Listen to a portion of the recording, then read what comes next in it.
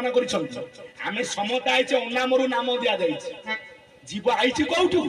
जीवर प्रकृत घर कोउठि ना महाशून्य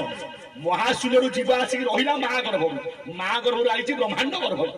आमे समते प्रथम जन्म नैचे कोउठि ना पितार गर्भ से गर्भ को गर्भ ना जहा को मापिले हाथे चौके 12 वर्ष रे पिता ललाटकू आमे प्रथमे बिंदु स्वरूप रे आज्ञा जन्म नेले जो गोटाक अव्यक्त मंडल आमे अव्यक्त रु आज व्यक्त होइथिरारु कोन को आजे ना सीए जने आज्ञा भल व्यक्ति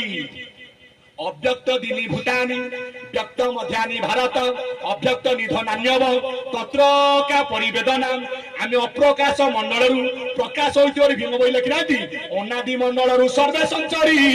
रूप रूप नाम ब्रह्म को धरी रूप रूप नाम ब्रह्म को धरी अला जीव